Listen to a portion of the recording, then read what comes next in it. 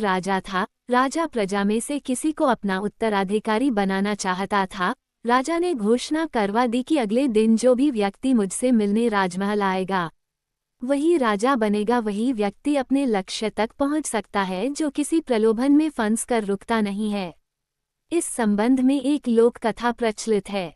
कथा के अनुसार पुराने समय में एक राजा की कोई संतान नहीं थी। वह बूढ़ा हो गया तो इस बात की चिंता होने लगी कि मेरे बाद इस राज्य को कौन संभालेगा। राजा ने अपने गुरु से पूछा और इस समस्या का हल पूछा। गुरु ने कहा कि राजन अपनी प्रजा में से किसी योग्य व्यक्ति को उत्तराधिकारी बना देना चाहिए। ये बात राजा को समझ आ गई। उसने अपने मंत्री से कहा कि प्रजा के बीच ये घोषणा करवा दे कि कल जो भी व्यक्ति सूर्यास्त से पहले मुझसे मिलने राजमहल तक आ जाएगा उसे इस राज्य का उत्तराधिकारी घोषित किया जाएगा।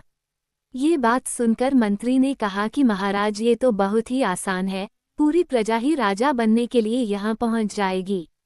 राजा ने कहा कि ऐसा नहीं होगा, मुझ तक सिर्फ योग्य व्यक्ति ही पहुँचेगा। आप घोषणा करवा दीजिए। मंत्री ने राजा की आज्ञा का पालन किया और प्रजा तक संदेश पहुंचा दिया। अगले दिन बड़ी संख्या में लोग उत्तराधिकारी बनने के लिए राजमहल की ओर निकल पड़े। महल के बाहर राजा ने एक बड़े मेले का आयोजन किया था। मेले में शराब थी, नाच गाना हो रहा था, तरह तरह के स्वादिष्ट पकवान थे। कई तरह के खेल वहां हो रहे थे। पूरी प्रजा उस मेले में ही उलझ गई। अपनी अपनी पसंद के हिसाब से लोग मजा लेने लगे। सभी ये बात भूल गए कि उन्हें राजा से मिलने जाना है।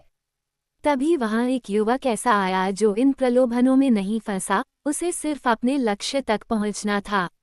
वह सीधे राजमहल की ओर चल दिया। मुख्य द्वार पर 2 पहरेदार खड़े थे। उन्होंने युवक को रोका, लेकिन वह किसी तरह उनसे बचकर राजमहल में प्रवेश कर गया। अंदर पहुंचते ही उसे राजा, मंत्री और उनके मिल गए। राजा ने उस युवक को राज्य का उत्तराधिकारी नियुक्त कर दिया। कथा की सीख। इस प्रेरक कहानी की सीख यह है कि हम अपने लक्ष्य तक पहुंचने के लिए रास्ते में रुकना नहीं चाहिए। सफलता मिलने तक हमें आगे बढ़ते रहना चाहिए।